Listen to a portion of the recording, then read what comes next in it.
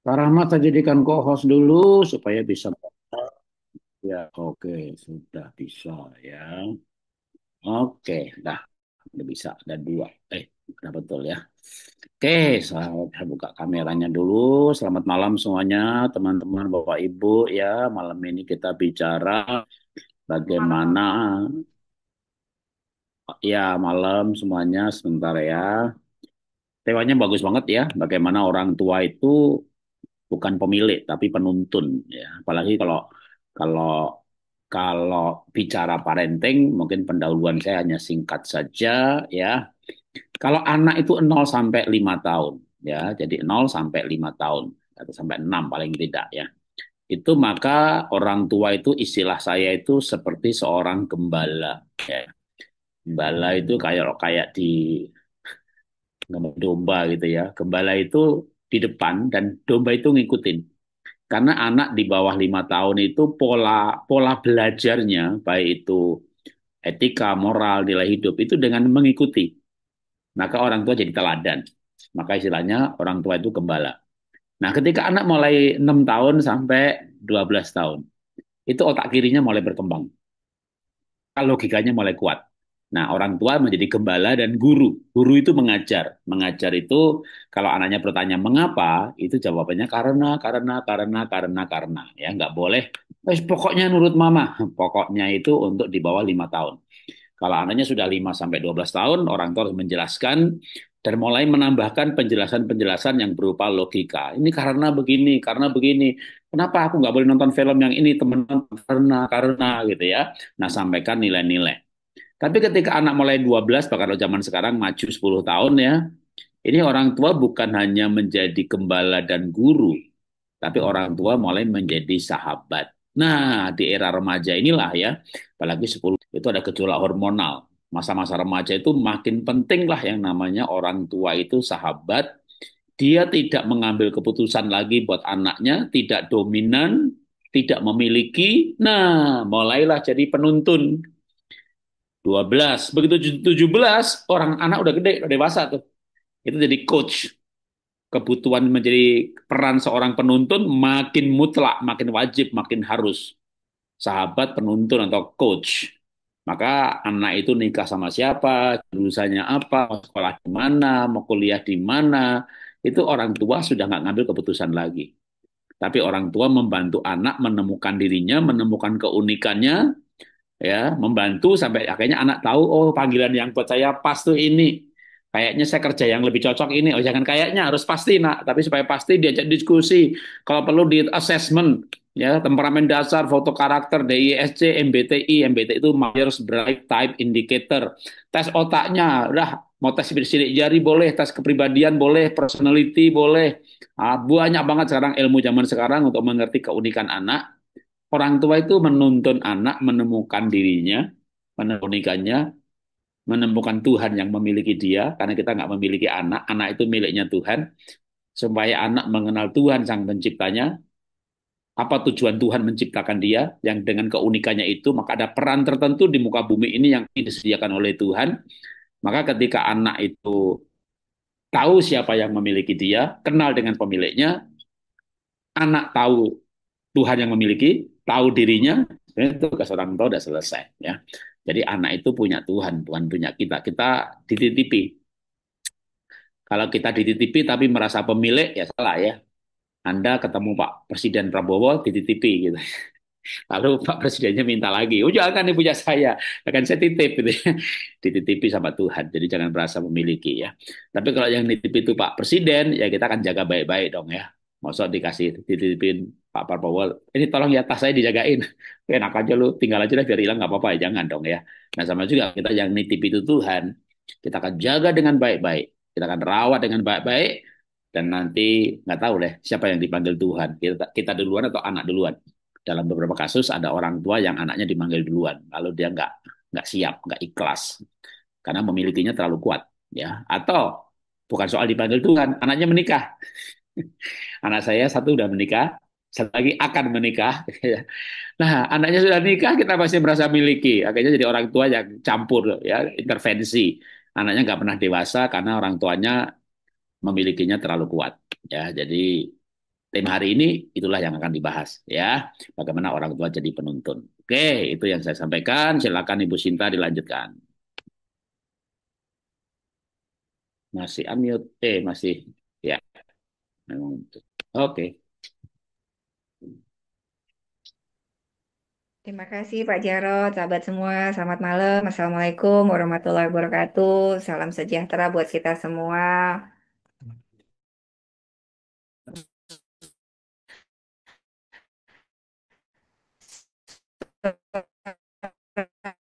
Saya jelas apa enggak ya? Internetnya lemot. Pak internet di sini. Eh, suara saya cukup jelas, Bu Ati? Kok suaranya nggak keluar, Bu Sinta? Eh, jelas di sini? Nah, oh, Oke, sinyalnya jelas. merah, Suara saya kuning. cukup jelas enggak? Jelas di sini. Oke, siap. Saya lagi di Bali, di puncak gunung ini, di Oh, Buleleng. oke, udah jelas. Seluruh Bali kelihatan dari atas ini, luar biasa indahnya view-nya. Tapi perjalanan dari dari jalan raya aja ke atas tuh 15 menit lewat jurang, lewat ini. Waduh, seru. Tadi pagi baru nyampe. 10 hari di sini. Mungkin ada yang dari Bali, angkat tangan. Kalau mau anu main-main ke Buleleng. Selamat malam, sahabat Cahaya semuanya. Terima kasih sudah hadir malam ini. Kita membuka ruang yang lembut dan aman. Malam ini tempat kita belajar kembali menjadi orang tua yang sadar.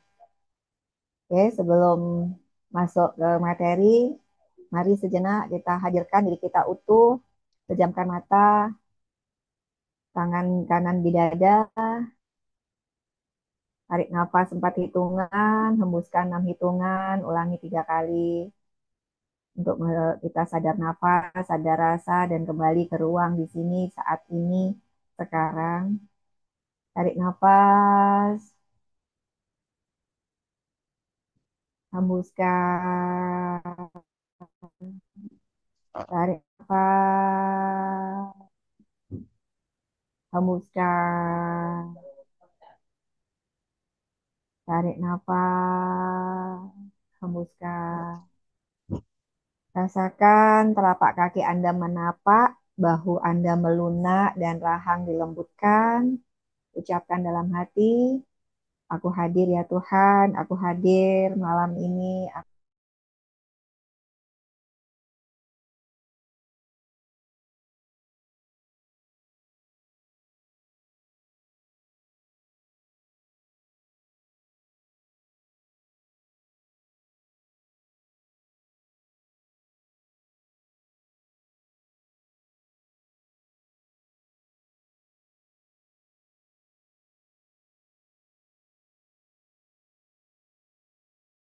Oke, sebentar Bu Sinta yang jadi harus jadi co-host. Tunggu, tunggu. Tadi tak So- tinggal pergi dulu Soalnya ini karena Pak, baru apa pulang. di atas gunung, jadi SSS. takutnya keluar masuk gitu. EGLS. Bentar, bentar. Nah, jadi saya kembali, anak saya Tunggu, 8 tunggu, itu tunggu. 4 udah Ibu kuliah dan Sinta sudah jadi co-host. kuliahnya itu di tempat yang mereka inginkan di universitas yang cukup reputable. Yang pertama di Malaysia, yang kedua di UGM, yang kedua di ITS, yang ketiga di UGM, yang keempat di ITB, dan itu bukan dengan usaha yang gimana-gimana kayak gitu. Mereka tidak ikut bimbel-bimbel yang apa mahal-mahal gitu, yang intensif dan ngabisin dana puluhan juta gitu, enggak. Biasa aja yang apa namanya bimbel-bimbel yang tiap bulan yang cuma 300.000, 400.000 gitu. Mereka bisa masuk ke universitas yang ternama.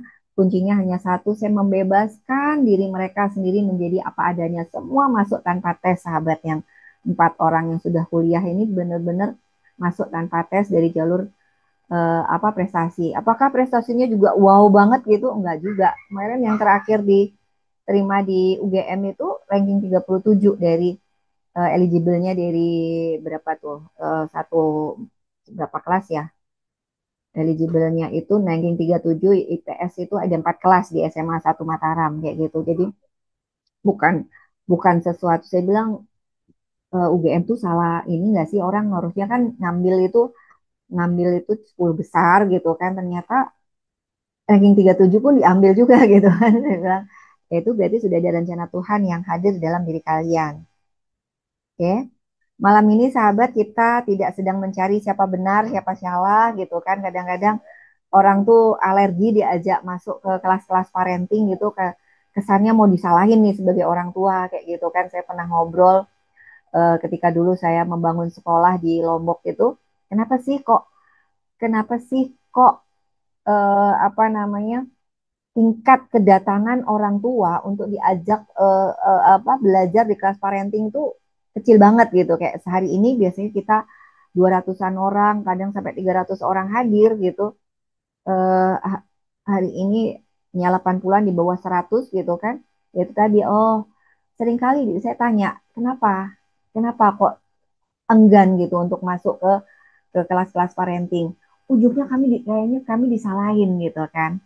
Kayaknya kami disalahin, padahal enggak sahabat. Saya menyusun di kelas EPS, Elevia Parent School. Saya sedang membuat sekolah daycare dan early learning di Karawaci. Itu selalu dipasangkan dengan parent school. Itu saya membuat agak berjuang loh. Saya sudah membuat kurikulum untuk selalu dalam daycare itu. Saya membuat juga Elevia Parent School. Di situ ada ada ada 1 tahun materinya udah saya buat kurikulumnya sebulan tuh 3 kali seminggu tuh 3 kali boleh lewat Zoom boleh lewat datang onsite kayak gitu itu intinya bukan hanya bicara tentang parenting secara umum di mana hanya ngurusin gimana menjadi how to be good parents gimana menghadapi masalah-masalah anak tidak tapi mundur lagi nonsen kita akan menghasilkan anak yang berkualitas ketika kehidupan keluarga kita belum sepenuhnya harmonis. Mundur lagi, nonsen kita akan membentuk keluarga yang harmonis ketika perkawinan sepasang suami istri ini juga belum harmonis. Mundur lagi, nonsen kita membuat membuat rumah tangga yang harmonis ketika kita sebagai individu pribadi belum menjadi utuh. Artinya kita masih seringkali membawa luka-luka masa lalu yang belum selesai dengan diri kita. Ya puji Tuhan ini akhir bulan ini akhir bulan ini kita membuat camp cakep yang harusnya biasanya camp Trisi itu kita akhir bulan ini kita membuat camp cakep camp kembali padamu khusus edisi keluarga gitu karena 3 hari udah dalam bulan ini ada 3 pasang keluarga yang dengan sadar minta Bu kami mau hadir di camp dengan anak kami tolong diakomodir ya sepertinya semesta memang mengarahkan seperti itu jadi apa namanya camp kita kali ini yang akhir bulan yang harusnya camp Trisi kita alihkan untuk menjadi camp kembali padamu di sini ini kita bisa lihat nggak kurang kelihatan saya kurang kelihatan. Ini kecil. Ini sesi keluarga di tanggal 31 Oktober sampai tanggal 2 November itu khusus keluarga karena saya bahagia banget ketika satu keluarga tuh pulih gitu. Jadi ini agak kecil bisa nggak? Kurang jelas kayak gitu. Jadi apa namanya? Ketika satu keluarga pulih itu seperti kita ikan di dalam akuarium. Percuma kalau ikannya diberesin, tapi ketika masuk lagi dalam akuarium yang sama, mereka akan sakit lagi kalau nggak orang tuanya yang eh, ikut berubah, turut berubah dan satu kata, satu frekuensi semua kembali kepadanya.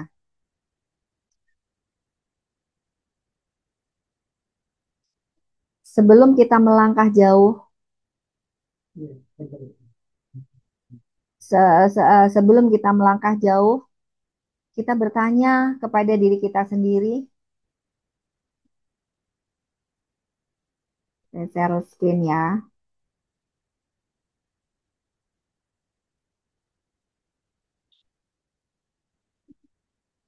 Oke.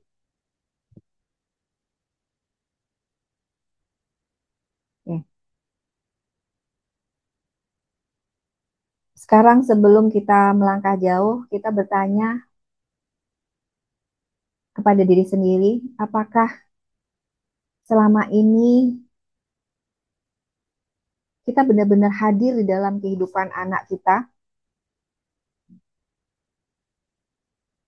atau aku hanya ada secara fisik, tapi jiwaku sibuk di tempat lain, di pekerjaan, di pikiran, di khawatir-khawatir kita. Yuk kita berdoa bersama, melangkah bersama di dalam ruang Zoom ini. Tuhan, ajari aku untuk menjadi orang tua yang menuntun, bukan mengikat. Kita bertanya lebih jauh kepada diri sendiri, apakah selama ini aku membimbing anak dengan kesadaran? Atau justru sebaliknya aku yang tanpa sadar menuntut mereka sedang untuk memenuhi kekosongan di dalam diriku. Kita sering ingin anak kita bahagia. Pertanyaannya adalah, apakah Anda sendiri sudah bahagia? Kita sendiri sudah bahagia, sayang? Kita berharap mereka patuh, tapi apakah kita telah menuntun mereka dengan kelembutan? Banyak orang mencintai anaknya sepenuh hati. Kalau ditanya, kamu sayang nggak sama anakmu? 100% dong, pasti sayang. Namun cinta itu seringkali dibungkus dengan rasa takut. Takut anak gagal, takut anak salah, takut anak menjauh. Betul? Dan sebenarnya ketakutan-ketakutan itu kadang kita warisi dari pola-pola lama kita, dari cara orang tua dulu kita mencintai kita, yaitu dengan kontrol, dengan tekanan, atau bahkan dengan diam yang dingin. Nah, tanpa sadar sayang, luka-luka lama ini yang menjadi pola yang kita teruskan pada anak-anak kita. Dan memang tidak bisa dipungkirin, sahabat-sahabat yang membawa anaknya ke ruang praktek saya ataupun ke ruang camp, itu kalau ditelisik ke belakang, masuk. Kalau ditelisik ke belakang, ternyata ujungnya sebenarnya adalah terjadi karena orang tuanya, di mana misalkan anak bermasalah hari ini karena orang tuanya sering bertengkar, orang tuanya nggak akur. Ini yang paling sering terjadi. Jadi sebelum kita menuntut anak kita untuk bisa membahagiakan kita, kita berefleksi dulu, sudahkah kita bahagia? Bukan kita, apakah sudahkah kita membahagiakan dia? Kita pasti sudah sangat berupaya keras untuk membahagiakan mereka. Tapi pertanyaan yang lebih dalam lagi adalah, ketika kita ingin anak kita bahagia, sudahkah kita sebagai orang tua itu bahagia? Oke, ini yang perlu kita renungkan dalam-dalam, sayang. Setelah kita menyadari nih betapa dalamnya hubungan antara cinta kita dan ketakutan-ketakutan dalam diri kita sebagai orang tua, kita pahami dulu siapa sih sebenarnya anak kita ini di mata Tuhan dan di mata jiwa.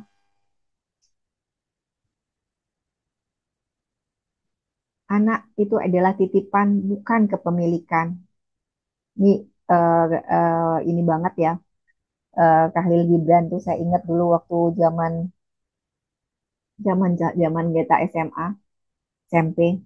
Sesungguhnya anak-anakmu bukanlah milikmu. Mereka adalah putra dan putri kehidupan yang rindu pada dirinya sendiri. Kalau dilanjutkan tuh mereka adalah seperti busur panah. Orang tua adalah seperti anak panah dan orang tua adalah busur panahnya gitu kan. Bla bla bla bla, saya tidak ingat ininya tapi intinya seperti itu. Anak ini adalah jiwa merdeka yang sedang dititipkan agar mereka belajar dan mengajar sekaligus. Di situ kita seharusnya bisa mencintai tanpa mengikat, membimbing tanpa mengendalikan, dan memberi tanpa berharap balasan. Mari kita luruskan dulu cara pandang gitu. Jadi anak itu datang melalui kita tapi bukan milik kita. Oke?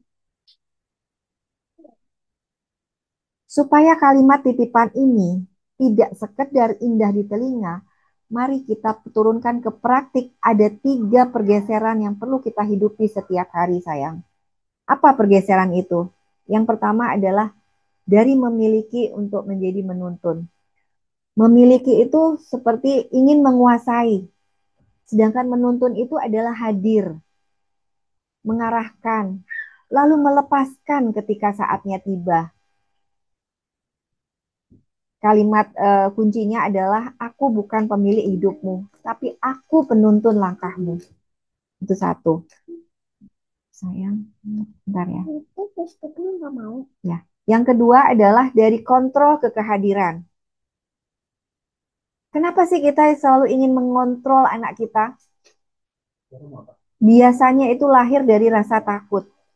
Takut anak gagal, takut malu, takut tersesat, dan kesadaran. Dan sebaliknya, kesadaran itu lahir dari cinta. Mau mendengar, mau memahami, dan menemani proses perjalanan mereka.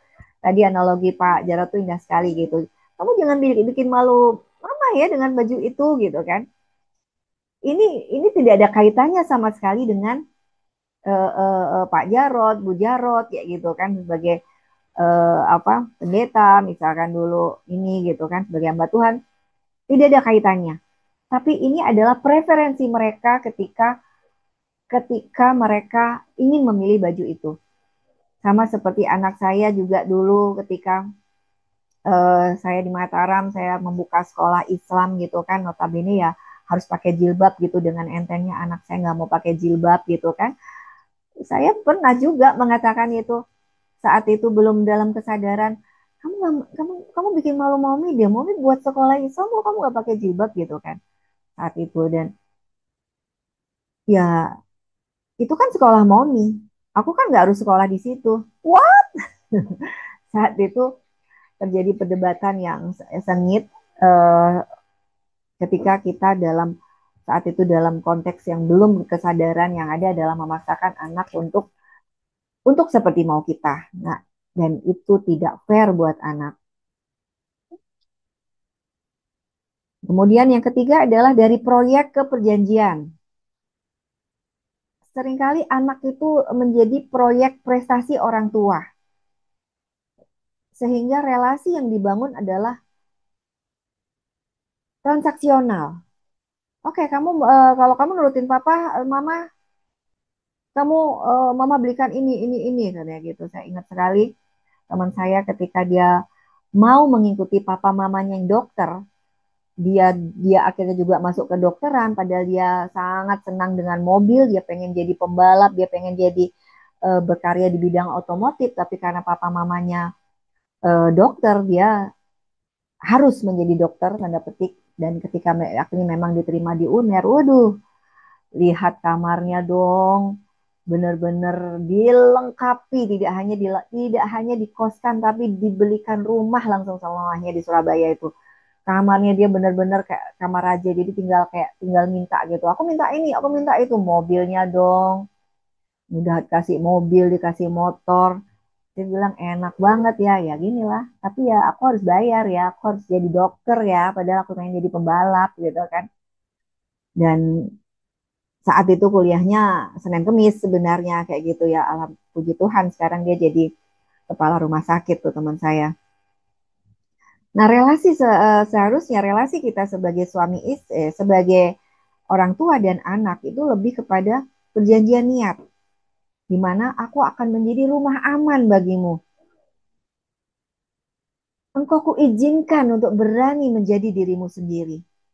Kata kuncinya adalah bertumbuh bersama, bukan membuktikan apa-apa pada dunia.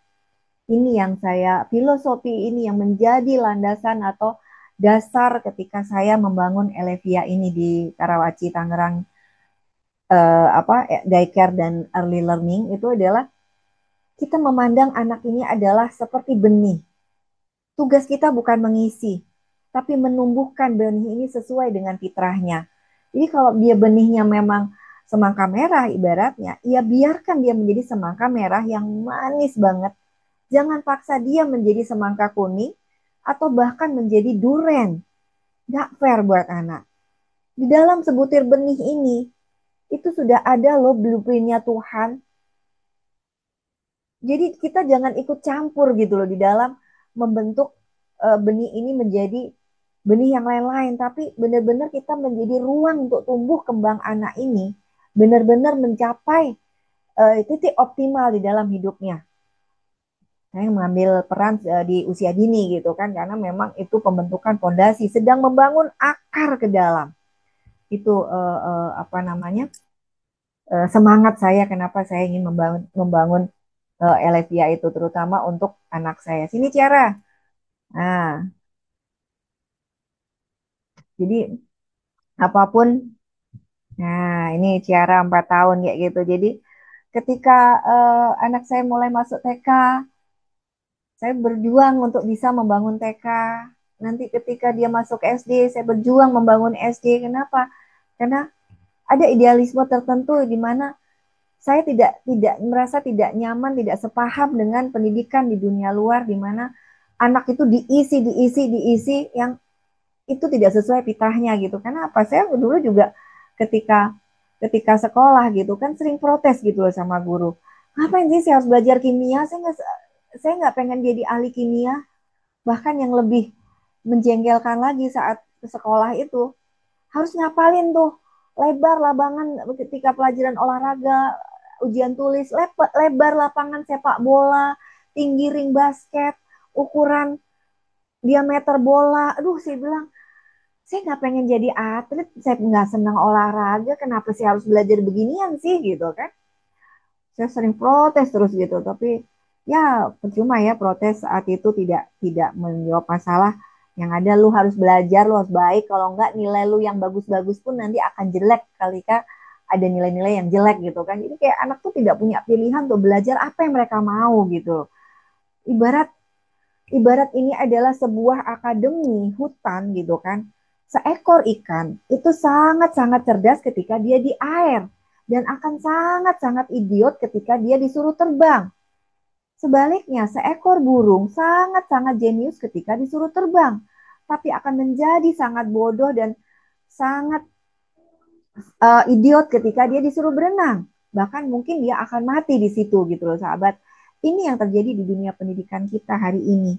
Kita sibuk mengisi, mengisi, mengisi, harus begini, harus begitu. Padahal di dalam diri anak ini sudah ada blueprint yang bukan main-main. Arsitek yang sedang memasukkan blueprint itu pada diri seorang anak itu adalah Tuhan itu sendiri sayang. Dan kita seringkali mengambil hak Tuhan itu. Oke? Okay? Bahasa jiwa, apa yang anak butuhkan sih sebenarnya? Sering kita mengira anak itu butuh aturan, hasil, dan penjelasan panjang. Padahal di balik itu, mereka hanya butuh 3 hal dari Anda, sayang. Satu, dilihat. Apakah ibu, mama, papaku melihat aku bukan hanya nilai-nilaiku, bukan hanya pencapaianku, bukan hanya apa yang aku bisa. Kedua, didengar. Boleh nggak sih aku marah? Boleh nggak sih aku sedih? Boleh nggak sih aku takut? Tanpa dihakimi. Kalau mereka bisa bicara, mereka akan mengatakan itu. Yang ketiga adalah dipercaya. Boleh nggak, Ma, Pak, aku mencoba jalanku sendiri. Kalaupun aku harus gagal, it's okay. Aku pengen papa mama tetap hadir dan tetap memelukku, even aku gagal. Tentu saja di situ kita hadir sebagai pendamping, bukan paksaan. Kita berikan dia ruang untuk jatuh. Kita berikan dia ruang untuk menjadi nomor 2, bahkan nomor 10. It's okay. Sayang, I still loving you. Ketika ketiga kebutuhan ini dipenuhi, sayang, dilihat, didengar, dipercaya, maka harga diri mereka sebagai pribadi itu akan bertumbuh. Otak emosi mereka akan tenang dan daya spiritual mereka akan hidup.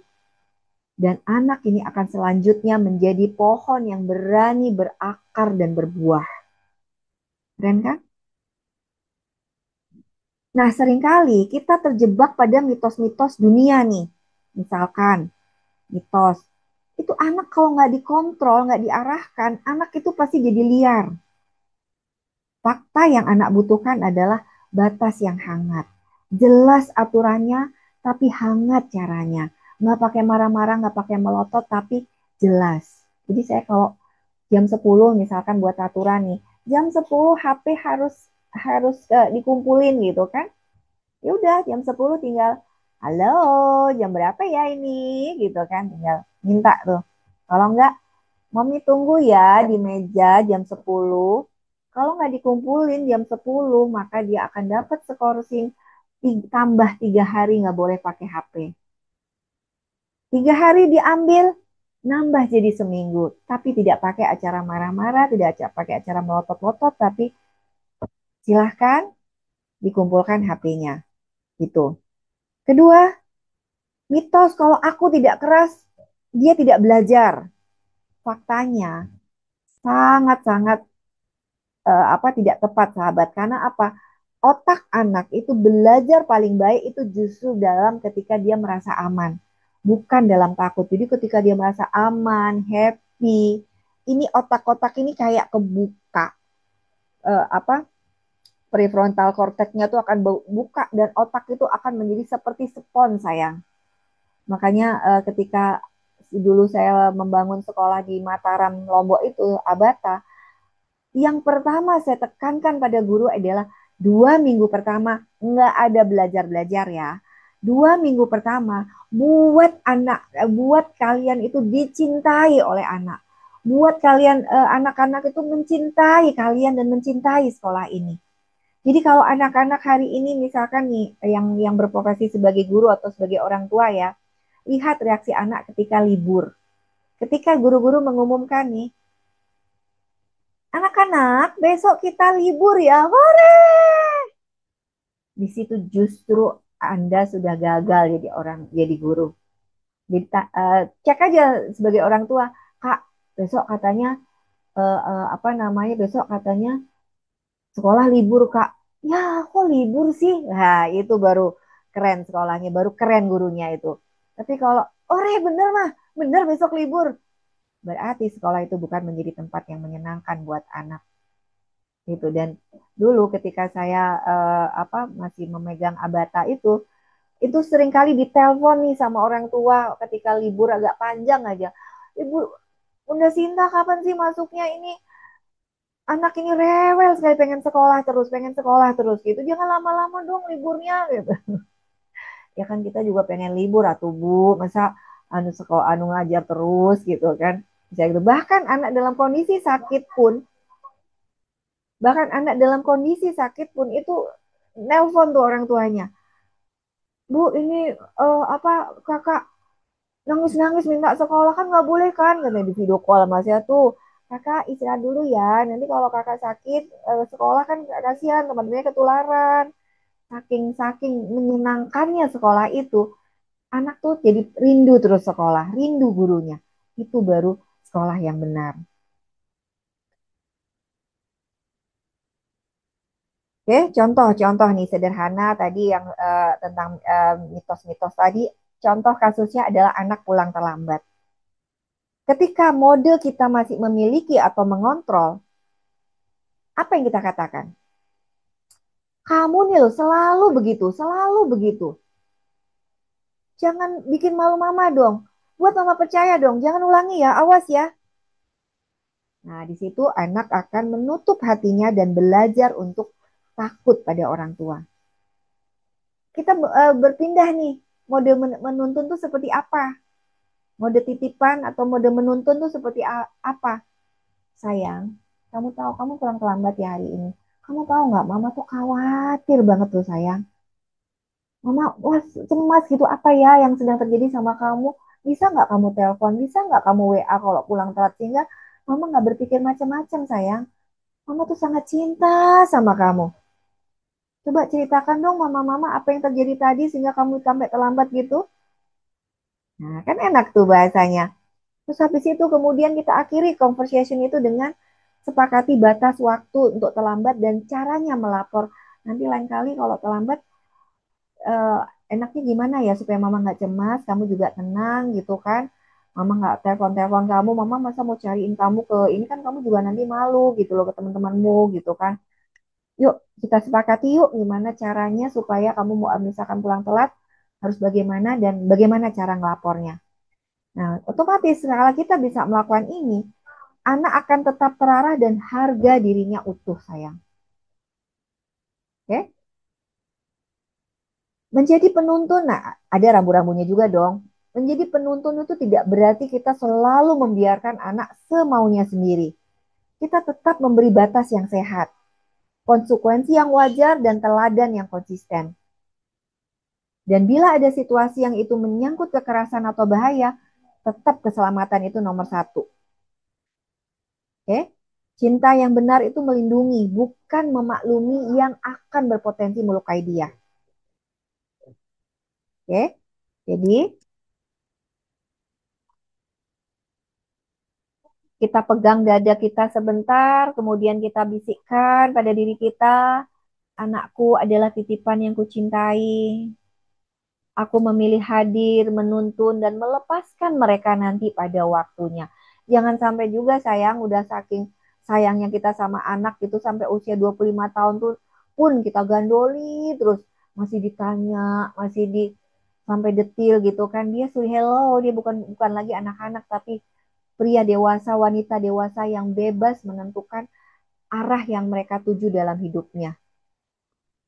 Kalau kita lupa bahwa anak ini adalah titipan, maka kita akan mudah terjebak oleh pola kepemilikan lagi. Mari kita lihat bersama apa polanya agar bisa kita luruskan. Oke. Pola-pola yang kepemilikan dalam parenting nih. Ini pola yang kita warisi dari generasi sebelumnya, di mana cinta sering diekspresikan lewat kendali, tuntutan, atau rasa takut. Dan tanpa sadar kita pun meneruskannya kepada anak-anak kita. Nanti di akhir seperti biasa ya, kelas Garden of Light pasti diakhiri dengan meditasi selama 10-20 menit untuk kembali ke pusat kesadaran kita, yaitu dalam hal ini dan sesuai temanya adalah sebagai orang tua. Bagaimana kita menjadikan anak itu adalah cahaya, menuntun anak kita untuk menemukan cahaya di dalam dirinya. Nanti tema kita meditasi kita malam ini adalah bagaimana menuntun anak untuk menemukan cahaya dalam dirinya. Jadi kita tidak selalu menjadi center buat dia. Karena sesungguhnya cahaya itu sudah hadir di dalam dirinya. Apa itu cahaya? Yaitu kehadiran Tuhan di dalam dirinya. Coba renungkan sekarang. Kita renungkan nih kalimat-kalimat berikut. Apakah terasa familiar? Ibu tahu yang terbaik untuk Muna. Bapak tahu yang terbaik untuk Muna. Ya pokoknya kamu nurut. Kamu harus jadi seperti ayah dulu. Seusia ayah nih. Ayah tuh udah bisa begini, begini, begini. Nah, kayak gitu tuh. Jangan bikin malu keluarga. Jaga nama baik keluarga. Kamu nggak boleh gagal. Nanti apa kata orang? Ya, kalimat-kalimat itu mungkin iya lahir dari cinta. Tapi cinta yang diselimuti rasa takut. Kalau anak salah, takut anak gagal, atau takut kehilangan mereka. Tapi di balik itu, anak sama sekali tidak merasa dicintai sahabat, tapi merasa dikontrol. Akar pola ini dari mana? Tanpa sadar kita mengatakan kalimat-kalimat seperti itu kepada anak-anak kita, bias pola ini biasanya lahir dari masa kecil kita sendiri, sayang. Dulu kita juga tumbuh dalam keluarga yang keras, penuh aturan, di mana cinta datang bersama syarat-syarat tertentu. Kamu disayang kalau nurut, kamu diterima kalau berprestasi. Kita tidak sadar bahwa sebenarnya kita punya luka-luka yang belum disembuhkan. Dan tanpa sadar kita teruskan lewat cara mencintai yang sama kepada anak-anak kita. Jadi kata kuncinya adalah yang belum disembuhkan akan diwariskan. Oke, jadi kasihan banget ya anak itu menerima warisan dari luka-luka orang tua yang belum disembuhkan. Dia tua itu yang kenapa kami mengadakan camp keluarga, camp kembali padamu, cakep itu adalah camp kembali padamu. Dan khusus bulan Oktober ini, di akhir Oktober ini adalah temanya adalah tema keluarga. Jadi sangat-sangat indah kalau Anda hadir bersama keluarga dengan anak-anak Anda yang bisa jadi hari ini tidak berani bercerita, tidak berani berbicara, hidup dalam dunianya sendiri. Anda mengatakan dia introvert, susah berkomunikasi dan sebagainya. Tapi di banyak pengalaman beberapa anak yang diikutkan Ken Cakep bersama orang tuanya, itu ternyata mereka punya jawaban-jawaban jujur. Apalagi kalau sudah ketemu sama jejak jiwanya, waduh, anak-anak itu pasti akan menangis, orang tua menangis, bapak ibu menangis. Ternyata ini ya yang ada di dalam hati anak-anakku yang selama ini saya tidak pernah mendengarkannya. Atau berusaha mendengar tapi selalu gagal dan tidak paham-paham saja. Tapi alhamdulillahnya, puji Tuhannya dengan dibantu dengan jejak jiwa itu yang mereka baca nanti di camp ini, itu luar biasa. Kedua pihak antara orang tua dan anak itu akan saling memahami. Sebelum ke anak, suami istri, papa dan mama sebagai suami istri juga saling memahami melalui jejak jiwa ini. Itu adalah tiga bagian yang saling satu kesatuan sebenarnya saling mempengaruhi gitu kan. Kalau belum bisa ikut camp, silahkan. At least Anda baca jejak jiwa masing-masing. Jejak jiwa Anda sebagai pribadi, jejak jiwa Anda nanti dalam relasi suami istri, dan turun lagi jejak jiwa dengan anak. Karena ketika itu sudah ada masing-masing, akan muncul tuh jejak jiwa relasi suami istri bagaimana, kenapa Anda dipertemukan hari ini. Kemudian turun ke anak, ada jejak jiwa relasi orang tua dan anak. Anda akan memahami kenapa anak Anda seperti ini, misi jiwanya sebenarnya apa. Itu semua akan terungkap di jejak jiwa dan alhamdulillahnya hingga saat ini 100% belum ada yang mengatakan tidak puas atas atas hasil jejak jiwa yang mereka baca. Bayangin, Anda menerima rapot Anda sendiri yang seringkali Anda juga tidak sadar, itu kadang sampai 14 sampai 17 halaman, sahabat. Itu Anda benar-benar membaca tentang diri Anda sendiri, Anda akan dibantu untuk masuk ke dalam diri Anda sendiri melalui jejak jiwa itu. Dan saya benar-benar melihat tangis dari para apa sahabat yang sudah ikut jejak jiwa, apalagi kalau sudah sama suami istri dan anak, itu luar biasa. Nangisnya tuh nangis bareng, pelukan, maafin ya mama papa selama ini gagal memahami kalian gitu kan. Indah sekali momen-momen seperti itu, sahabat, yang kadang saya pun turut menangis melihat momen-momen itu di camp. Ada nggak saya videonya tentang jejak jiwa keluarga itu? Oke, kemudian dampak pada anak. Ketika kita tadi mencintai dari ruang kontrol, maka anak akan belajar dua hal, yaitu takut atau memberontak. Ia akan patuh di luar, tapi sebenarnya memberontak di dalamnya. Atau ia akan melawan di luar, tapi sebenarnya sedang menangis di dalam. Dia kelihatannya aja tuh, oh nakal gitu di luar ya. Tapi sebenarnya di dalam, jauh di dalam lubuk hati, dia sedang menangis di dalam. Dan yang paling dan lebih dalam lagi, anak kehilangan koneksi spiritualnya dengan Tuhan. Ada saya? Ia akan memandang Tuhan seperti memandang orang tuanya. Bayangin, banyak anak-anak yang hadir di ruang praktek saya berhenti untuk sholat, bahkan berhenti untuk memeluk agama karena apa? Karena dia benci orang tuanya. Orang tua saya yang rajin ke gereja, yang rajin berkhotbah, tapi dia menjadi orang yang paling menyakitkan buat saya. Akhirnya Tuhannya pun juga dia benci. Itu banyak, sahabat, dan di situ saya sedih sekali, Bu. Apa? Belum? Kalau orang tua suka menghukum, ia mengira Tuhan juga keras, sayang. Kalau orang tua tidak pernah hadir, ia merasa Tuhan juga jauh. Begitulah cara pola kepemilikan kita akan merusak akar cintanya. Bagaimana cara melepaskan pola ini, Bu? Untuk keluar dari pola kepemilikan, kita tidak perlu menyalahkan diri. cukup mulai menyadari dan memeluk bagian-bagian diri kita yang dulu juga tidak pernah dibiarkan bebas itu. Saat kita sembuh, maka pola itu berhenti dan tidak diturunkan ke anak. Ketika pola ini berhenti, maka cinta pun akan bisa mengalir kembali. Bukan dari rasa takut, tapi dari kesadaran, sayang. Ada nggak, sayang?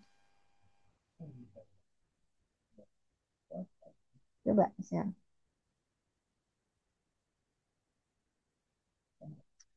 Belum? Coba sekarang, sahabat, pejam mata sejenak aja, tarik nafas, bayangkan Anda lagi di sini kan, lagi di ruang ini, bayangkan wajah anakmu atau anak-anakmu, nggak ada bisikan dalam hati mereka. Nak, maafkan papa, mama jika selama ini mencintaimu dengan takut. Mulai malam ini, aku ingin mencintaimu dengan sadar, dengan kehadiran, dengan cahaya, bukan dari ruang takut.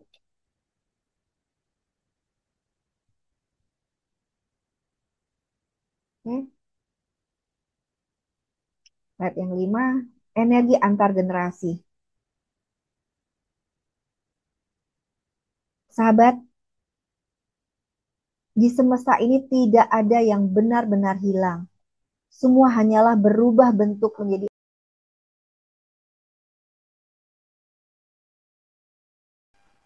Ketika anak tahu bahwa Ketika anak tahu cintamu tergantung pada hasil, maka ia akan berani mencoba, berani jujur, berani jadi dirinya sendiri. Coba latih satu hal sederhana sebelum menasihati. Ketika anak kita mulai remaja, dulu anak-anak kita melakukan 9 bicara, 1 mendengar. Tapi ketika kita hari ini menjadi anak kita mulai remaja, maka pola itu kita ubah. Maka 9 mendengar hari hal sederhana. Setiap kali anak bercerita, tahan dulu untuk langsung menasihati. Dengarkan dulu sampai selesai. Seringkali mereka nggak butuh solusi, sayang.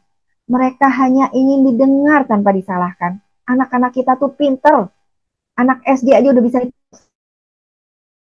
Karena menurutmu bagaimana, sayang? Dia bisa menjawab, sayang. Kita tidak bisa menuntun jiwa yang tidak merasa aman. Bila mereka merasa dengar oleh orang tuanya. Apa yang harus kita lakukan sebagai orang tua? Menjadi cermin, bukan bayangan. Anak akan selalu menuruti kata kita. Hidup mereka pun akan kita hidup dengan ketakutan, mereka pun akan belajar dengan ketakutan. Maka tugas kita hari ini, sahabat, sebagai orang tua adalah menjadi cermin cahaya buat anak kita, bukan bayang-bayang dari masa lalu. Oke? Ketika kita belajar menuntun, bukan menguasai, maka energi rumah pun akan menjadi lebih lembut. Jiwa akan menjadi lebih terbuka. Dan cinta Tuhan pun akan mengalir. Itu bukan tentang mencetak anak yang sempurna apa. Dari awal dia sudah sempurna, sahabat. Dia sudah membawa blueprint dari Tuhan itu sendiri. Kita bukan sebagai orang tua yang mencetak anak yang sempurna, bagaimana kita menjadi orang tua yang sedang mempersiapkannya untuk menjadi semakin sadar. Dan itu harus dimulai dengan kesadaran kita dulu sebagai orang tua. Oke? Pesan cinta Tuhan dalam peran ini. Pernahkah kita berpikir bahwa menjadi orang tua itu bukan hanya tugas-tugas biologis, tapi amanah spiritual? Bahwa peran ini Tuhan sedang mengajar kita untuk mengenal diri mendalam. Karena di balik setiap tangisan anak, di balik setiap letihnya membimbing, ada pesan cinta Tuhan yang juga yang sedang berbisik pada kita. Lihatlah, beginilah aku mencintaimu. tanpa lelah, tanpa syarat. Itu yang harusnya kita tuh pada anak-anak kita, bahwa kita pun cintai mereka dengan cinta tanpa syarat. Tuhan pun mencintai kita tanpa syarat. Tuhan sedang mengajar kita melalui anak-anak kita. Anak bukan hanya sedang belajar dari kita, sayang, tapi dia adalah guru kecil yang Tuhan kirim agar kita mengenal diri dan mengenal Tuhan yang lebih mendalam. Ketika anak membuat kita marah, sedang mengajarkan kita tentang kesabaran. Ketika anak sakit, Tuhan tuh sebenarnya sedang mengingatkan tentang kasih yang tak ditunda. Ketika anak berhasil, Tuhan sedang memperlihatkan hasil dari cinta yang kau berikan dengan tekun. Dan ketika anak menjauh, Tuhan sedang melatih kita untuk mencintai tanpa menggenggam dia. Anak datang dengan membawa pelajaran tentang kasih yang teramat besar, yang tidak bisa dipaksakan, tidak bisa diukur, hanya bisa dialirkan. Apa ayat-ayatnya? Ada, kalau di dalam Islam ada di ayat 8. Dan kami perintahkan manusia agar berbuat baik kepada kedua orang tuanya. Kemudian kalau di Alkitab, di Amsal 22 ayat 6, didiklah anak menurut jalan yang patut baginya, maka pada masa tuanya ia tidak akan menyimpang. Kedua ayat ini seperti dua sisi dari satu cermin. Tuhan meminta anak untuk menghormati orang tuanya dan meminta orang tua membimbing anaknya dengan jalan yang patut baginya, bukan yang patut bagi egonya. Patut baginya berarti sesuai dengan jiwanya, bukan sesuai ambisi, kekhawatiran, atau luka-luka. Oke? Kalau malam ini kita masih merasa gagal sebagai orang tua, ingatlah sayang, Tuhan tidak melihat hasil, tapi Ia melihat niat dan kesungguhan cinta Anda. Anda hadir aja malam ini di sini, Tuhan sudah mencatat sayang bahwa Anda ingin belajar menjadi orang tua yang baik. Anda ingin belajar menjadi orang tua yang berkesadaran. Anda ingin belajar menjadi orang tua yang penuh cinta dan bisa diterima dengan cinta oleh anak-anak mereka juga. Ini yang sedang Tuhan catat pada diri Anda. Ia tahu, Tuhan tahu setiap kali kita menangis di kamar kita tentang anak-anak kita, setiap kali kita lelah tapi tetap berdoa untuk anak-anak kita, itu hati Anda yang paling murni sayang. Dan saat kita mau mengakui kelemahan kita sebagai orang tua, bahwa kita juga adalah pribadi-pribadi yang sedang belajar, bukan pribadi-pribadi yang sempurna, Tuhan tidak menegur Anda sahabat, tapi justru Ia sedang memeluk Anda dengan penuh cinta. Karena Dia tahu bahwa kita sedang belajar mencintai sebagaimana Dia juga mencintai kita hari ini sahabat, dengan sepenuh-penuh kasih-Nya. Ketika relasi dengan sebaliknya, ketika relasi Anda dengan anak Anda tidak harmonis, maka malam ini ada hati orang tua yang masih terluka karena anaknya, atau anak yang menjauh dan sulit didekati, jangan terburu-buru menyalahkan.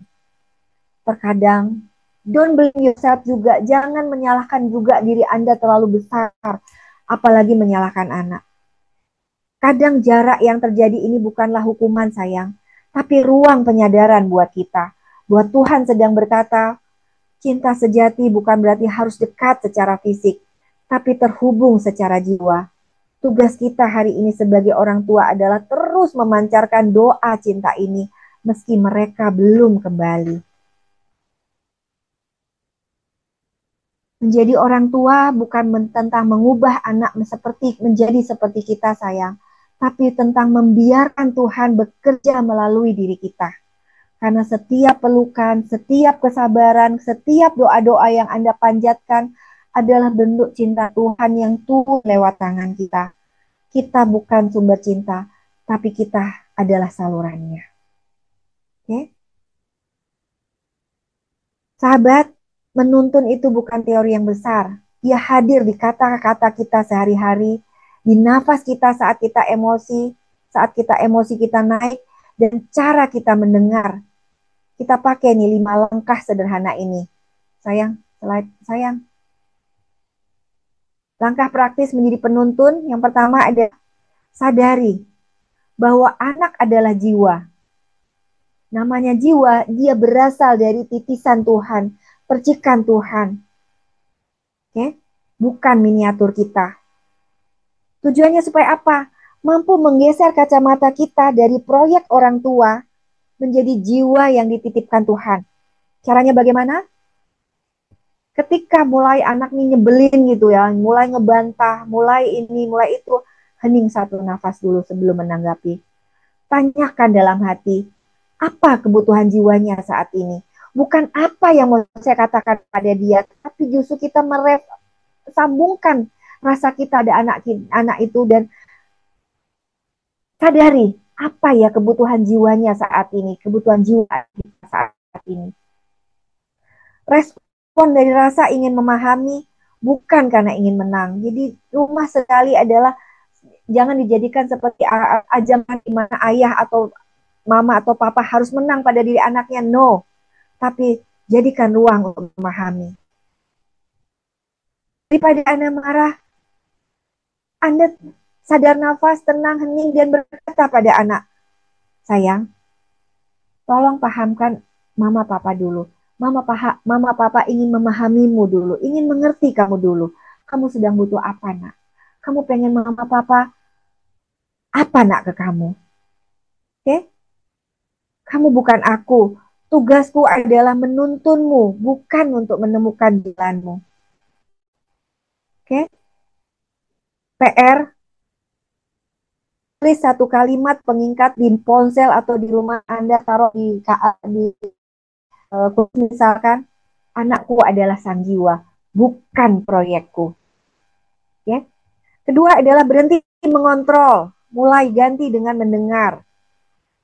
Tujuannya apa? Koneksi dulu baru koreksi. Jadi Anda percuma ngomong apa saja kalau koneksinya nggak nyambung. Bahasa saya adalah percuma Anda ngomong apapun ketika jembatannya masih putus. Ketika jembatan putus, anak mengikuti Anda karena takut, bukan karena cinta, bukan karena sadar. Sehingga tugas Anda hari ini adalah sebelum berbicara, bangun koneksi dulu. Jembatannya dipulihkan dulu. Jembatan-jembatan yang rusak dipulihkan dulu. Gimana caranya? 3 langkah. Kita disingkat dengan list. 1 adalah lihat, kontak mata, posisi belajar. 2, izin cerita. Siap mendengar, sayang. Momi nggak marah. Momi siap mendengarkan. Kamu boleh pelan-pelan bicara pada Momi. Kira-kira seperti itu.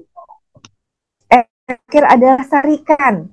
Jadi supaya satu pemahaman antara kita dengan dia, list yang terakhir S-nya adalah sarikan. Jadi menurutmu, bla bla bla bla bla. Betul begitu saya? Supaya Momi nggak salah memahami kamu? Oke. Momi dengar kamu kecewa. Momi merasa kamu kecewa. Coba ceritakan pelan-pelan. Momi di sini mendengarkanmu. Di ujungnya, ketika dia sudah berani untuk berbicara, ketika dia sudah mengungkapkan isi hatinya, hargai, peluk. Terima kasih ya sayang, kamu sudah jujur. Kita cari jalan bersama ya. Oke? Praktekkan kata-kata indah ini sekali saja hari ini dan catat perubahan reaksi anak. Anak Anda mungkin akan menangis. Ya, mamaku bertanya. Ben ya, papaku bertanya. Biasanya yang ada hanyalah marah. Bayangin, ada seorang orang tua yang akhirnya harus mendengar kata-kata bahwa papa, aku gay, aku penyuka sejenis. Coba bayangin nggak? Orang tua yang sadar, kira-kira sama yang tidak sadar, reaksinya bagaimana? Ketika dia marah, what? Kamu sama sejenis? Itu melanggar. Kira-kira anak bisa kita rangkul atau dia semakin pergi, sayang? Di situ Anda pasti sudah kehilangan dia. Oke? Yang ketiga adalah validasi perasaan anak. Tujuannya apa? Untuk menenangkan sistem saraf anak. Ketika anak merasa aman, dia akan mau untuk belajar, dia akan mau untuk mendengarkan Anda. Caranya 3 langkah juga. 1, namai emosinya. Kamu kok kelihatan sedih, sayang? Kamu kok kelihatan kecewa gitu? Kamu kok kelihatan marah? Gak apa-apa, sayang. Gak apa-apa. Mami menghargai perasaan-perasaanmu. Normalisasi. Wajar kok merasa begitu, nggak apa-apa. Mami juga kadang harus kadang sedih, kecewa, nggak apa-apa. Tuhan menciptakan itu semua emosi kok di dalam diri kita. Ketiga, tawarkan penyangga. Kamu mau dipeluk, mau mami dengerin, atau mami beri kamu ruang dulu untuk tenang. Boleh pilih. Dan ketika kamu siap untuk bicara, mami ada di sini untuk biarkan anak yang memilih jawabannya. Wajar kalau kamu marah. Peristiwa tadi memang bikin kamu kesel kan? Kalau kamu belum siap bicara, nggak apa-apa sayang. Mami tunggu. Kamu tahu kapanpun kamu mau bicara, mami hadir untukmu. Silakan. Jangan kemudian kita abaikan perasaan-perasaannya. Ah, gitu aja nangis, ah, cengeng, ah. Atau malah, kamu kali yang memang nyebelin. Sehingga teman-teman nggak suka, misalkan. Itu adalah kata-kata yang harus kita hindari. Aduh, bikin malu papa aja sih. Laki-laki terus kuat. Nggak pada tempatnya nangis, saya bangun make up. Nggak gitu juga sayang. Walau bagaimanapun dia adalah pribadi, dia butuh ruang untuk bisa menangis tanpa dihakimi. Dia butuh bahu untuk bersandar, untuk dipeluk. Kalau enggak, Anda, kalau dia tidak, anak-anak itu tidak dapatkan dari diri Anda sebagai orang tua, jangan salahkan kalau dia cari pelukan itu di orang lain. Cilakanya kalau anak Anda berjenis kelamin perempuan, dia cari tuh father father itu, dada papanya ini di dalam diri pria-pria di luar sana. Iya kalau ketemu pria yang baik, kalau tidak, dimanfaatkan kerapuhan dia itu sayang. Yang keempat adalah bangun sangat dan padan. Tujuannya adalah disiplin yang menumbuhkan, bukan menghukum. Caranya, cara 3 langkah yaitu batas. B apa? Beri konteks. Oke, di rumah kita ada aturan ya, dan itu harus diketahui dan disepakati oleh semua. Kedua adalah alternatif. Kamu boleh pilih, kamu boleh A, B. Pilih salah satu. T, batasnya adalah tanggung jawab. Kalau pilih A, konsekuensi apa?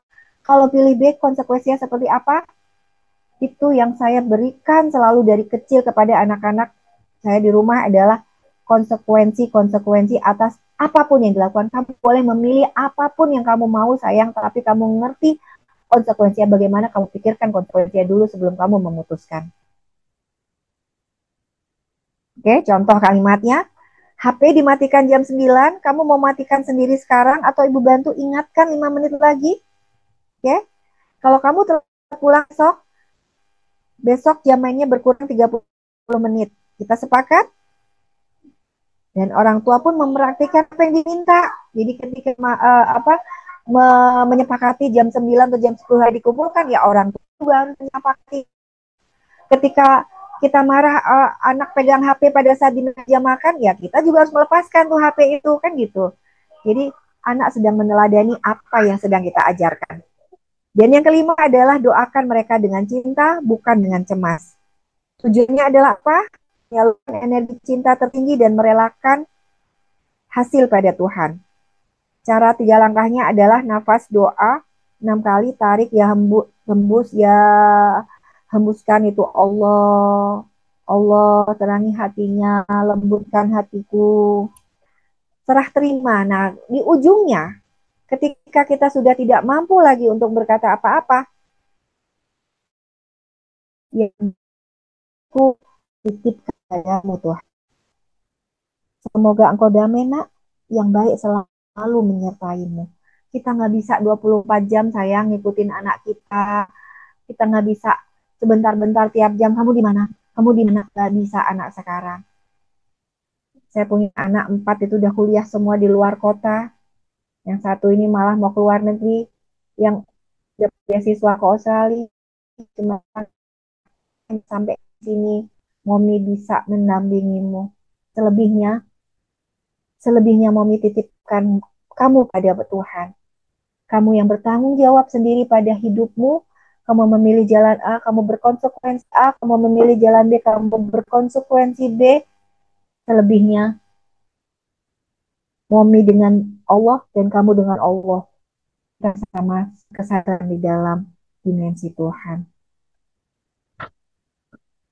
Oke, kemudian I miss it.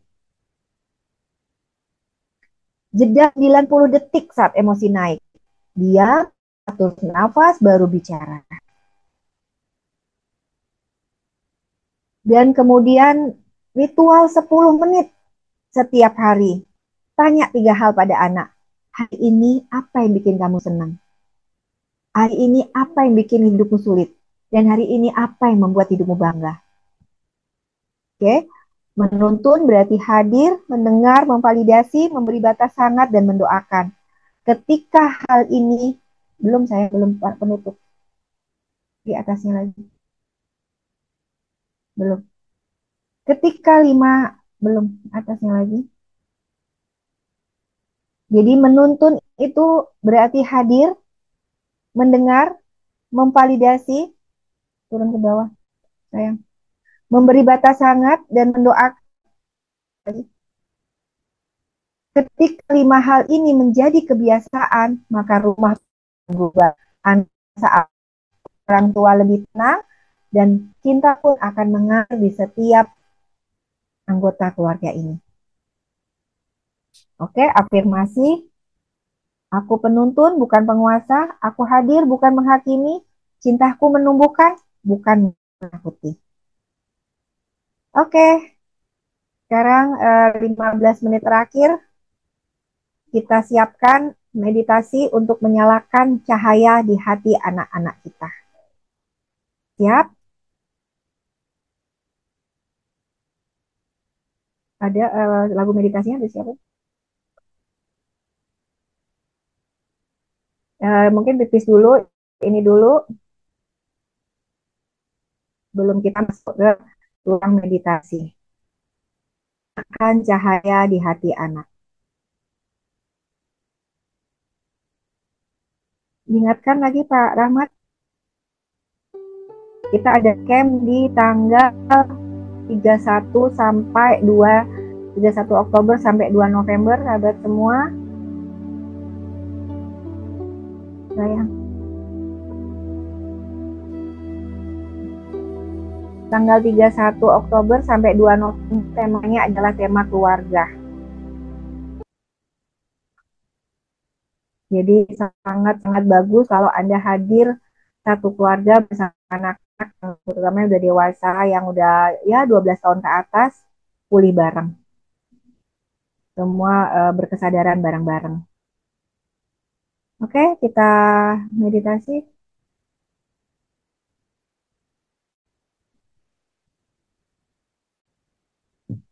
Duduk nyaman, boleh di kursi atau di lantai.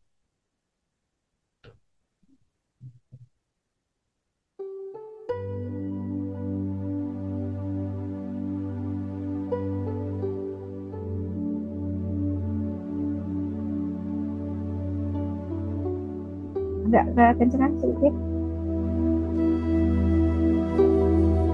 Lagi. Aku bilang cukup.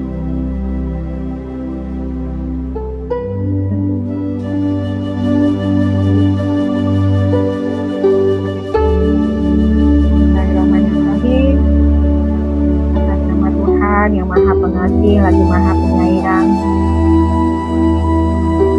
Duduk nyaman. Boleh di kursi atau di lantai. Lepaskan sejenak semua pikiran tentang hari ini.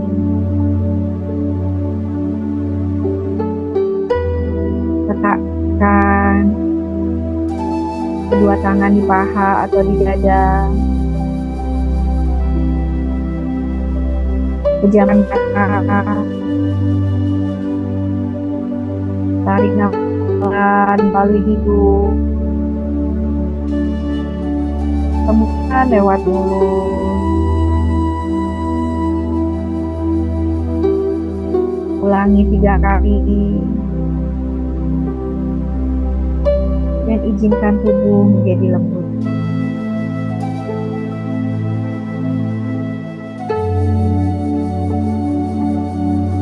Bayangkan kita sedang masuk taman yang tenang. tempat di mana hanya ada angin, cahaya, dan cinta.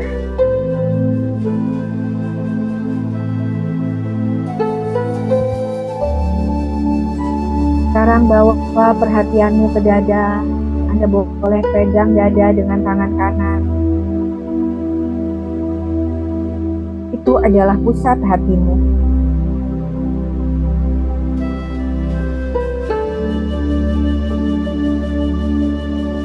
Di dadamu ada sebuah cahaya kecil yang selalu hidup.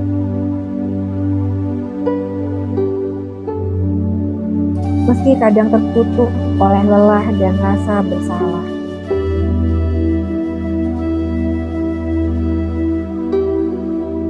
Lihatlah cahaya itu, lembut, hangat, terang berwarna emas.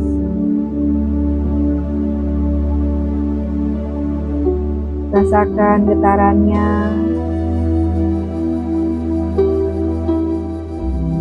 Rasakan hangatnya.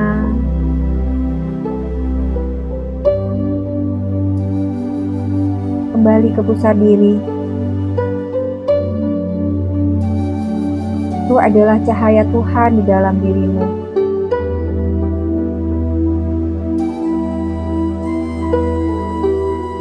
Sumber cinta yang tak pernah padam.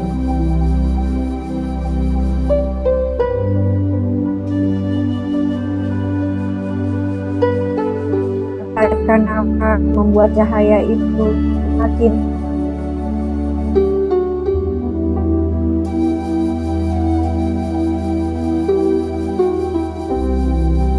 hembusan nafas melepas di perut.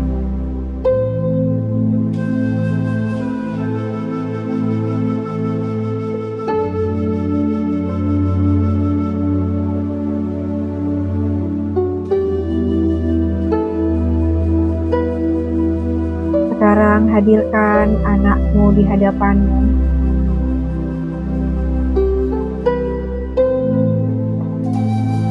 Hadapkan hatimu ke anak.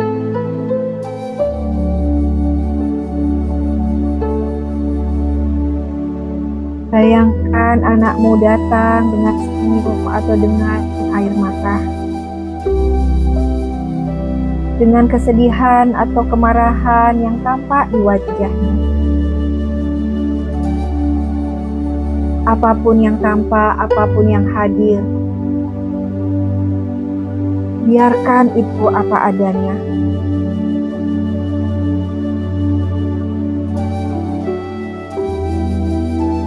Lihatlah ia dengan mata jiwa Anda, bukan mata penilaian atau penghakiman.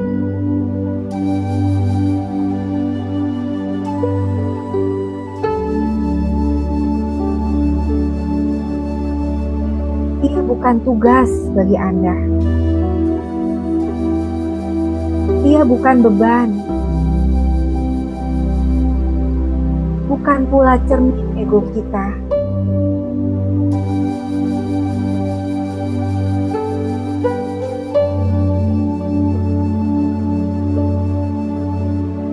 Adalah sang jiwa yang Tuhan titipkan mengajarkan kita cara mencintai seperti Dia mencintai kita.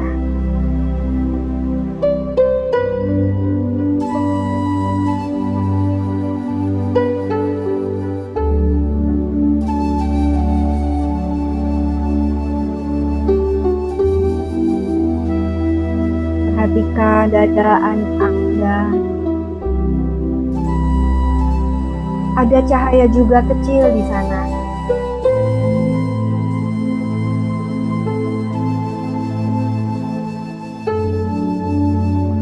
Mungkin sedang redup, mungkin sedang tertutup kabut. Untuk kita ini adalah menyalakan kembali cahaya itu melalui energi kita.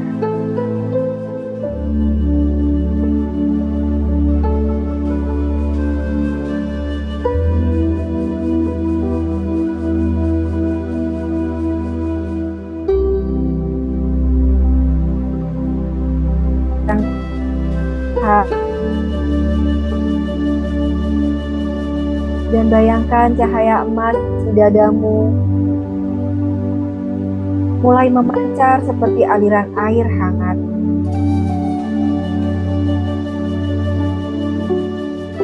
Cahaya itu bergerak lewat tanganmu,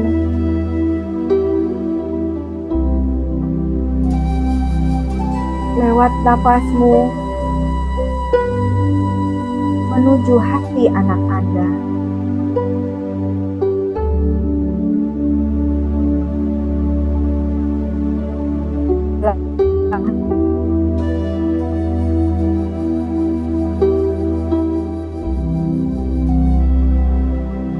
Anda akan sadar.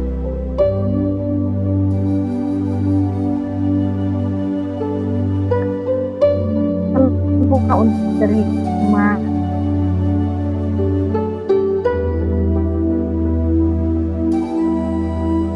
Aku tidak ingin memilikimu.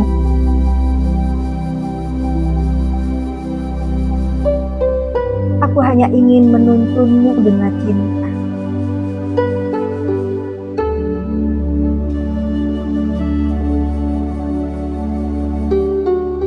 Bayangkan cahaya emas itu menyentuh hati anak Anda.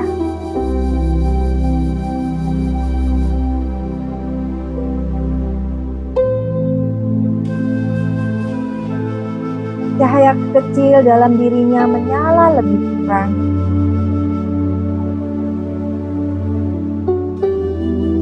Lebih hangat dan lebih hidup. Terus hembuskan nafas dengan lembut. Biarkan energi itu mengalir bebas tanpa niat mengubah apapun. Dia mencintai.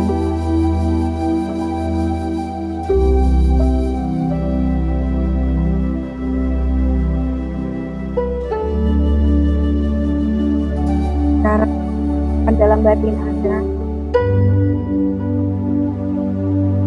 Tuhan, aku serahkan anakku kembali ke pelukan-Mu.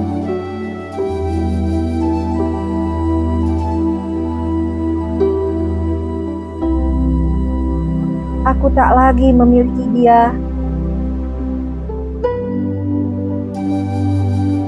Aku menjadi penyalur cinta-Mu.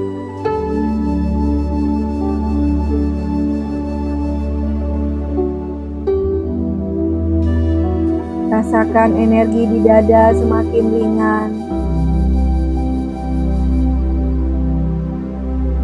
Bayangkan diri Anda dan anak Anda berdiri di bawah cahaya putih yang lembut dari langit.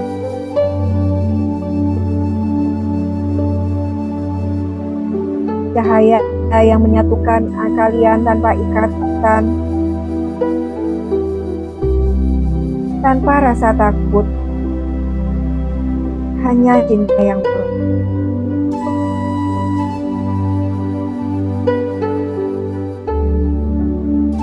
Setiap hembusan nafas adalah doa. Semoga engkau bahagia, nak.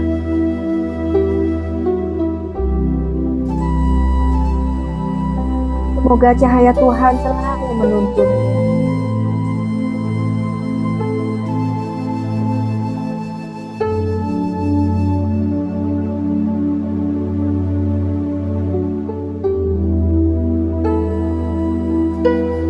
Sekarang biarkan semua bayangan memudar perlahan.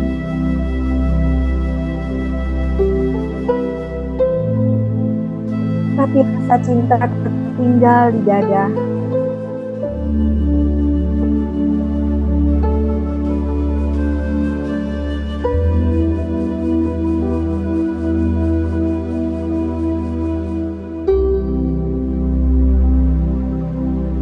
Tarik nafas dalam. Hembuskan dengan syukur.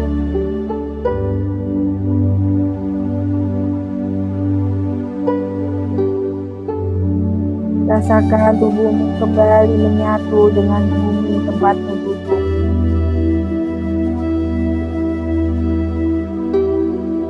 Tersenyumlah lembut dan katakan pelan,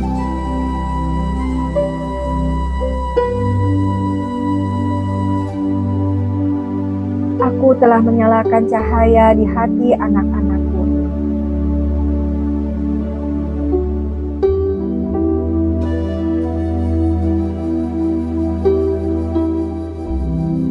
Cahaya itu akan memandu kami pulang kepadamu, Tuhan.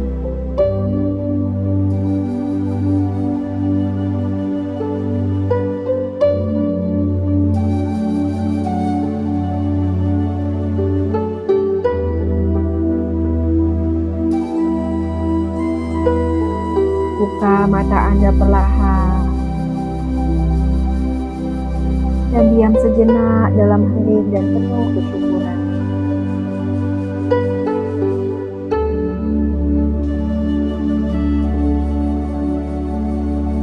Ketika kita menyalakan di hati anak,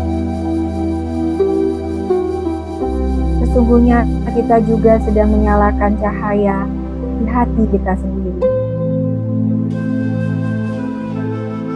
Dan malam ini, semoga cahaya itu menyebar dari rumah ke rumah, dari generasi ke generasi.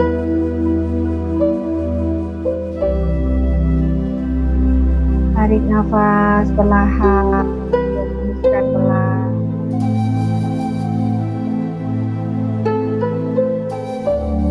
Kita sudah melalui perjalanan malam ini, sahabat.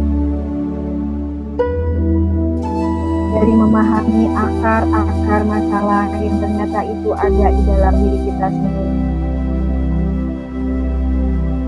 Kemudian beranjak untuk menyembuhkan luka di diri kita sendiri, hingga menyalakan cahaya di hati anak-anak kita.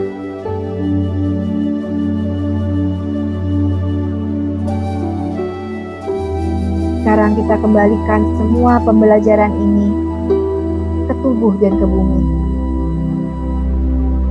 agar menjadi bagian dari kehidupan kita sehari-hari.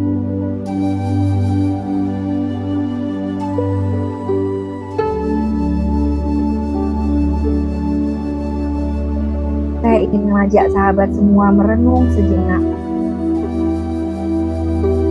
Ambillah waktu hening 1 menit dan jawablah dalam hati masing-masing Anda. Apa pelajaran terbesar yang aku temukan malam ini?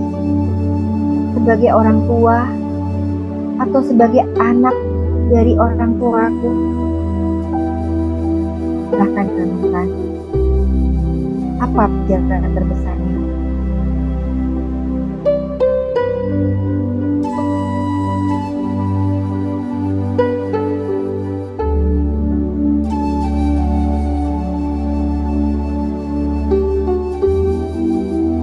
Apa satu hal yang ingin aku ubah dalam caraku mencintai anak-anakku?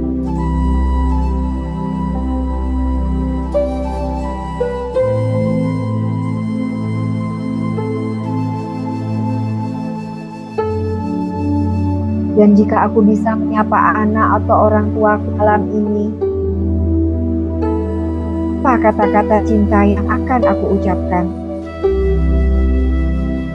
Renungkan tiap kalimat ini, sahabat. Tiap pertanyaan ini.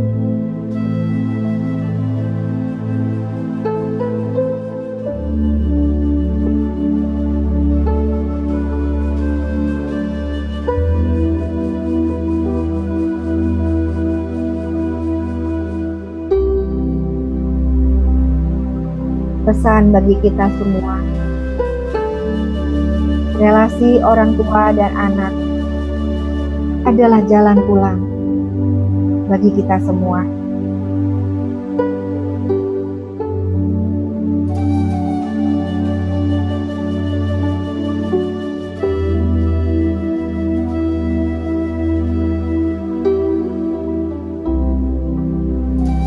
Ketika kita menyembuhkan relasi itu, kita tidak hanya menyembuhkan 2 orang, tapi seluruh garis keturunan yang mengalir dalam kita. Karena setiap kali kita memilih memaafkan, kita sedang memutus rantai luka.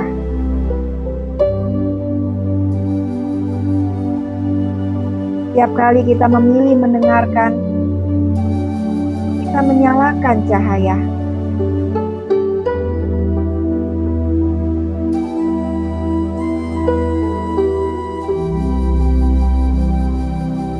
Dan setiap kali kita memeluk diri sendiri dan anak-anak kita sedang membuka pintu pulang kepada Tuhan. Mari kita berdoa bersama sahabat. Kita akhiri dengan doa penutup malam ini. Maha yang maha lembut, terima kasih atas ruang malam ini.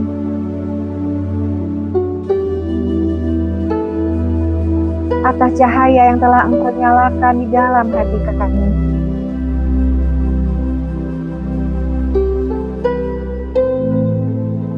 Ajari kami untuk menjadi orang tua yang penuh kasih, anak yang penuh hormat, dan manusia yang selalu pulang pada cahaya-Mu.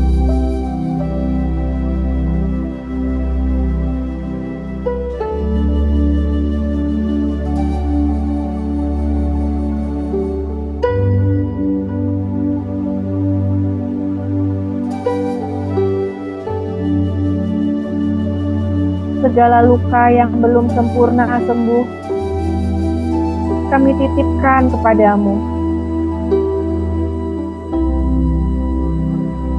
Segala hubungan yang masih terputus, kami percayakan untuk Engkau satukan di dalam ruang dan waktu-Mu.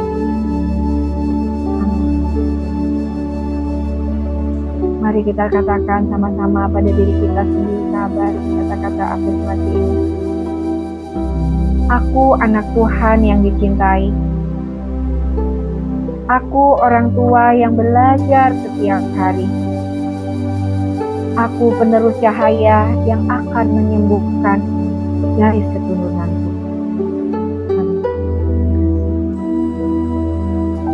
Terima kasih sudah hadir malam ini, sahabat. Bagi sahabat yang ingin melanjutkan perjalanan penyembuhan lebih mendalam lagi, Rumah Samasta menyediakan ruang untuk kita tumbuh bersama. Dari baca jejak jiwa untuk menemukan akar energi jiwamu, bisa melakukan konsultasi dan hipnoterapi untuk membersihkan pikiran-pikiran bawah sadar Anda. Kelas ketika doa menjadi nyata, ini kelas coaching online, yaitu belajar memanifestasikan kesadaran Tuhan di dalam kehidupan kita sehari-hari untuk keberlimpahan dan kesehatan. Ada camp Trisi maupun camp Cakep sebagai ruang retret penyembuhan tubuh, pikiran, jiwa. Silakan hubungi Bu Ati untuk bertemu di jalannya. Terima kasih hadir di dalam offline edisi ini.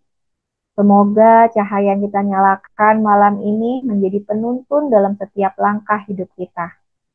Karena cinta yang sejati selalu dimulai dari rumah, yaitu dari hati yang penuh cahaya. Terima kasih. I love you semuanya. Terima kasih Pak Jarot. Yang belum masuk grup holistik kami, silakan masuk. Minggu depan kita ada Zoom lagi, tidak bersama Pak Jarot di ruang Zoom holistik. Malam ini ada meditasi 3P, nanti dipimpin oleh Mas Aris. Yang belum merasakan 3P, silahkan hadir. Pembersihan, pengisian, penyatuan, ini dahsyat banget, banyak yang sudah merasakan manfaatnya. Ini kelas juga gratis, setengah 10 waktu Indonesia Barat atau jam setengah 11 waktu Indonesia Tengah. I love you semuanya.